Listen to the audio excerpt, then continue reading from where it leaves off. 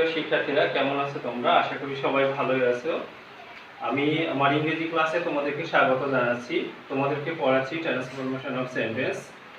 আমি এর আগে তোমাদেরকে ভার্বের একটি চার্ট দিয়েছিলাম, যেখানে তোমরা ফিনিট এবং নন ফিনিট বুঝতে পেরেছো। এখন নন ফিনিট মূলত কোন ভার্ব, অলরেডি এর আগের ক্লাসে বলেছিলাম যে ভার্ব দেখে টেন্স চেনা যায় না, সেটা হচ্ছে নন ফিনিট। নন ফিনিট ভার্ব আসলে কয় প্রকার ছিল? 3 প্রকার। কি কি ছিল?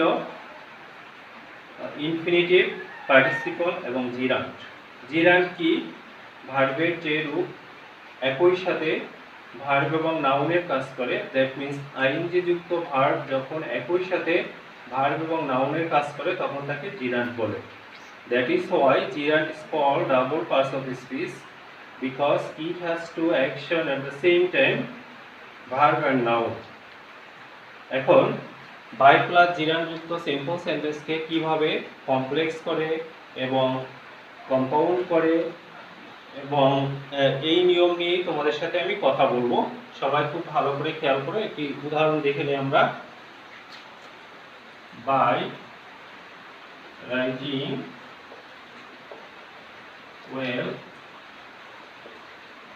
you can get a plus.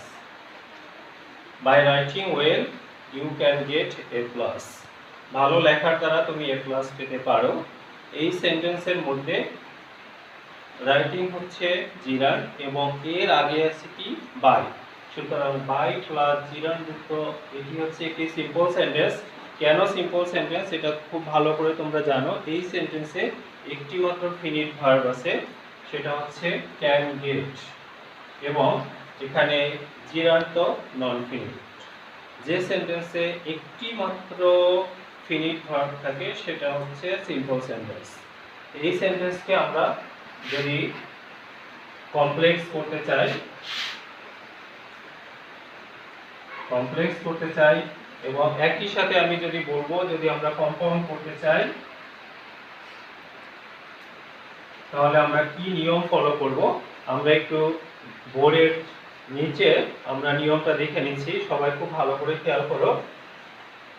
By plus gerund যুক্ত সিম্পল সেন্টেন্সকে কমপ্লেক্স করতে হলে বাই এর পরিবর্তে ইফ প্লাস সাবজেক্ট বসে, তারপর বাই অর্থাৎ এই আইএনজি যুক্ত ভার্ব এর প্রেজেন্ট ফর্ম বসে, যেমন he1, যেহেতু সেন্টেন্সটি প্রেজেন্ট টেন্সে আছে সুতরাং এখানে বাই রাইটিং এর প্রেজেন্ট ফর্ম বসবে।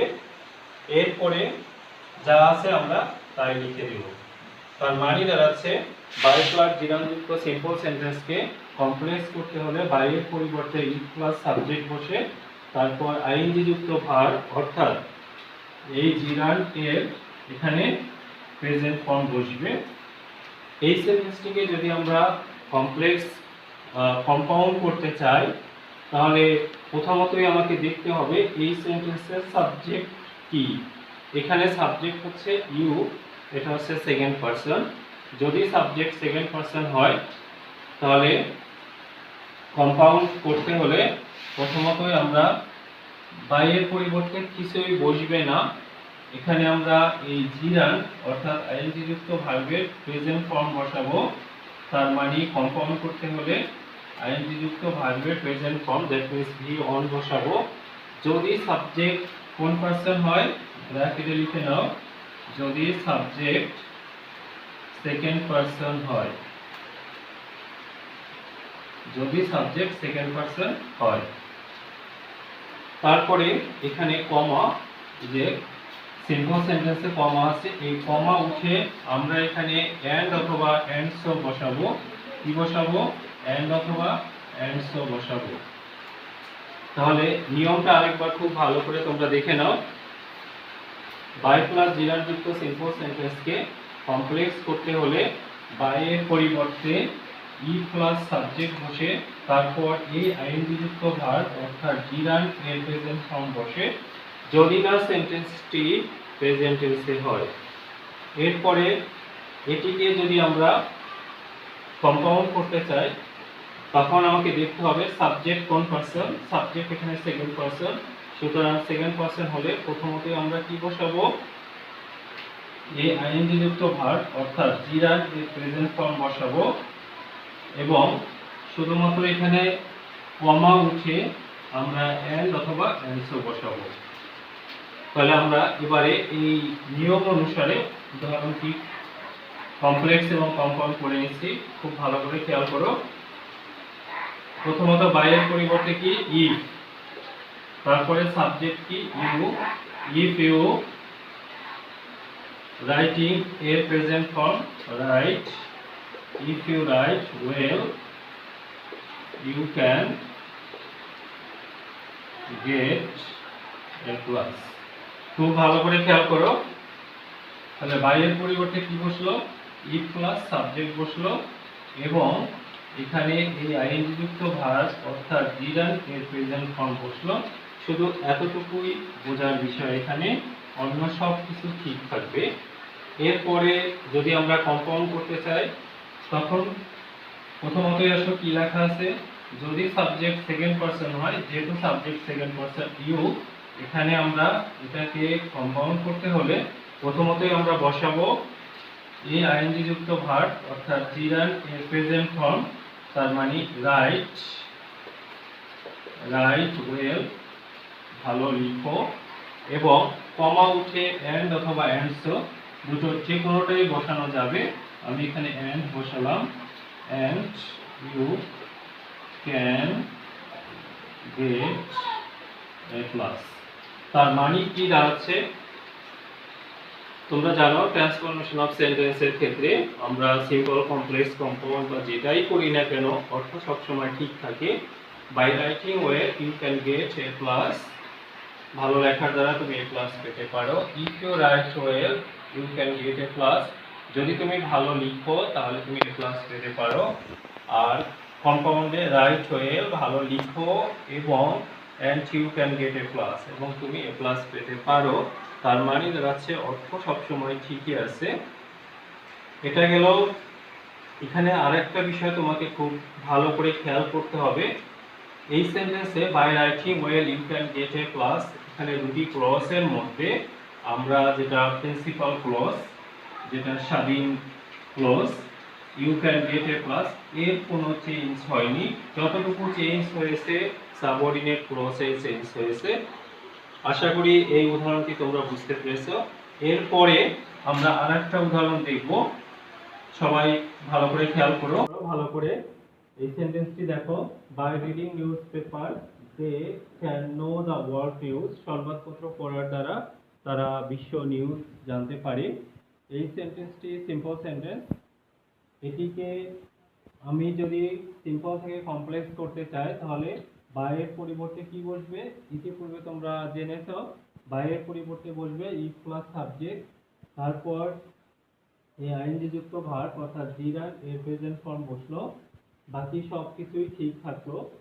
এটিকে যদি আমরা কম্পাউন্ড করতে চাই তাহলে সবচেয়ে যেটা তোমাকে বেশি খেয়াল করতে হবে তা হচ্ছে এই সেন্টেন্সের সাবজেক্ট কি, কারণ সাবজেক্টের উপর ডিপেন্ড করে কম্পাউন্ড শুরু কি দিয়ে হবে, ভার্বের প্রেজেন্ট ফর্ম দিয়ে শুরু হবে না লেট দিয়ে শুরু হবে। তোমাদের এর আগের সেন্টেন্সে বলেছিলাম সাবজেক্ট যদি সেকেন্ড পারসন হয় তাহলে কম্পাউন্ড শুরু হয় ডিডান অর্থাৎ আইএনজি যুক্ত ভার্বের প্রেজেন্ট ফর্ম দিয়ে।